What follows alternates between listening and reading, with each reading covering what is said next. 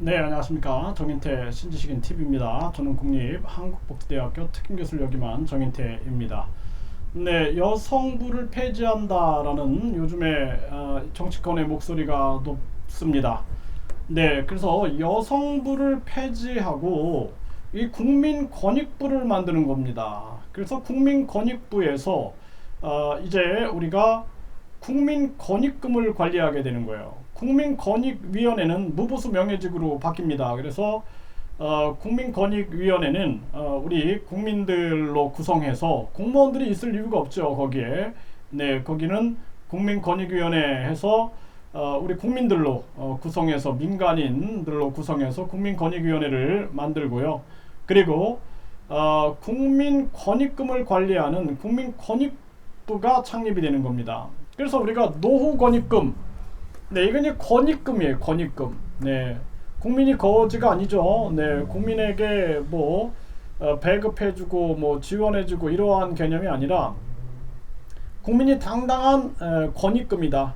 그래서 노후 권익금. 네, 그래서 노후 권익금 저출산 고령화 문제를 우리가 직접적으로 해결하기 위하여 노후 권익금을 우리가 집행을 하고 그 다음에 국민 권익금을 조달할 수 있는 다양한 우리가 국민 회사를 만드는 거죠. 그래서 공기업의 이름을 다 국민회사로 바꾸고 공공기관 이름을 다 국민기관으로 하여 국민권익금을 우리가 마련할 수 있는 길들을 열게 되는 것입니다. 그리고 그동안 공기업 공공기관 해놓고 그냥 뭐 성과급 잔치만 한 거예요. 자기들만 배부른 겁니다. 그래서 그렇게 우리가 국민 권익금으로 우리가 만들어내고 그 다음에 각종 4차 산업혁명에 부합하는 다양한 그러한 사업 분야를 우리가 국민권익회사, 국민권익회사로 지정하여 우리가 국민권익금을 만들 수 있는 길들을 열어내게 되는 것입니다. 그리고 불필요한 정부 기관들을 다 축소하는 거죠. 네, 축소해서 우리가 AI 시대, 인공지능, 로봇 시대에 불필요한 공무원이라든지 기관들을 폐지하여 국민권익금을 마련하게 되는 거예요. 그래서 여성가족부는 폐지하고 국민권익부, 그리고 우리가 저출산 고령화 문제 해결에 가장 중요한 게 노후 권익금과 더불어서 육아 권익금입니다. 그래서 아이들이 태어나게 되면은 그 아이들이 성인이 될 때까지 우리가 성인 그러면은 이제 만 19세를 성인이라 그러죠. 그러니까 18세까지 육아 권익금을 받을 수가 있는 거예요. 그래서 이 뭐 저도 지금 뭐 지원이라는 말이 나왔는데 이게 복지 지원 이런 개념이 아니라 나라가 붕괴됩니다 이제. 예, 그래 권익금이에요. 권리와 이익이다라는 국민의 권리와 이익이에요. 그래서 육아 권익금을 18세까지 줘야 된다라는 거예요.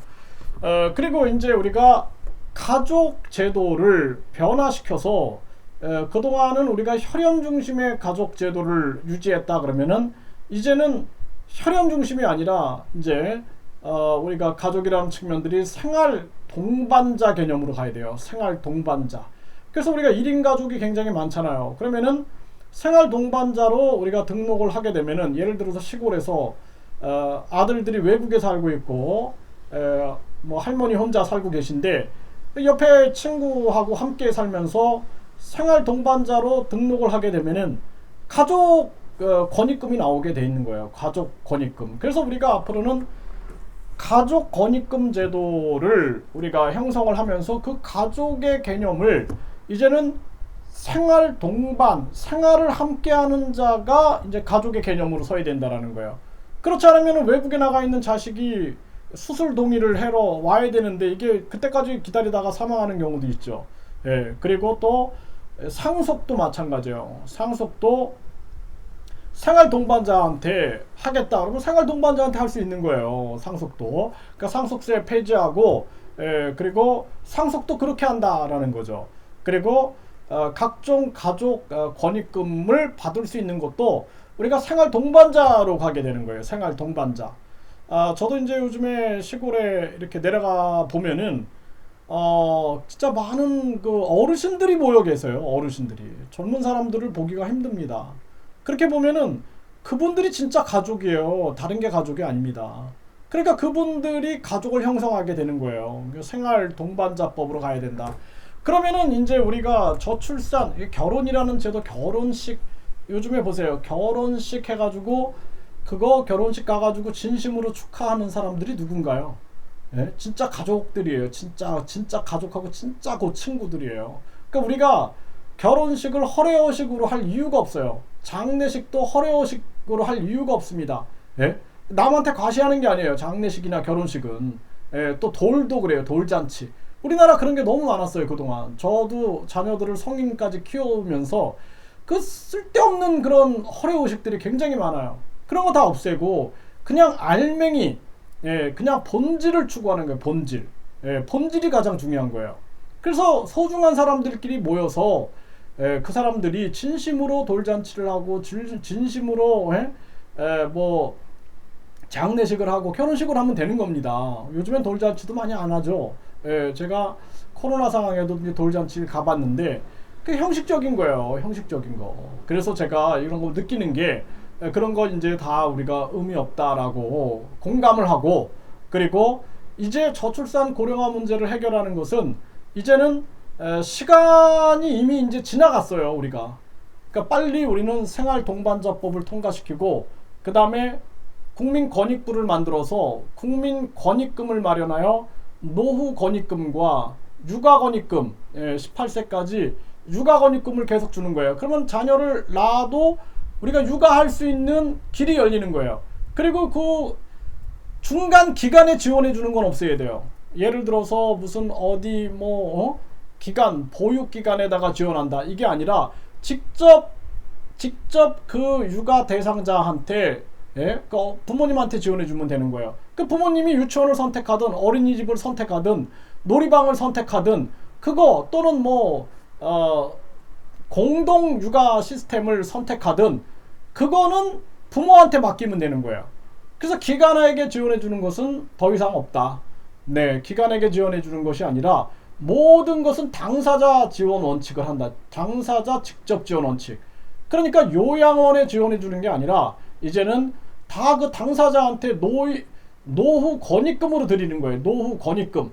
그러니까 노후에 권익금을 받으니까 건강하신 분들은 그 권익금으로 여행도 다닐 수가 있는 거예요. 예? 그렇기 때문에 이제 요양원에 지원해 주는 건 없다. 직접 지원해 준다라는 거예요. 직접. 육아도 마찬가지예요. 육아도 보육기관, 어린이 기관에 지원해 주는 게 아니라 직접 지원해 주는 거예요. 장애인도 마찬가지예요.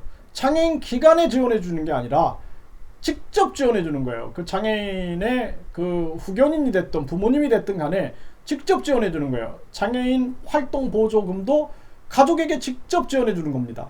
이렇게 바꿔야 돼요. 그게 국민 권익이다라는 거예요.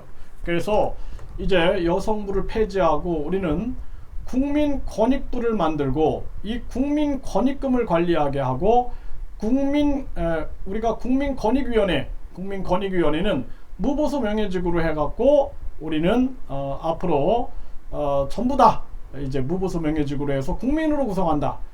국민권익을 공무원들이 대변하잖아요. 공무원을 대변할지라도 우리 국민들을 대변하지 않기 때문에 국민권익위원회는 무보수 명예직으로 다 변화시킨다라는 것이죠.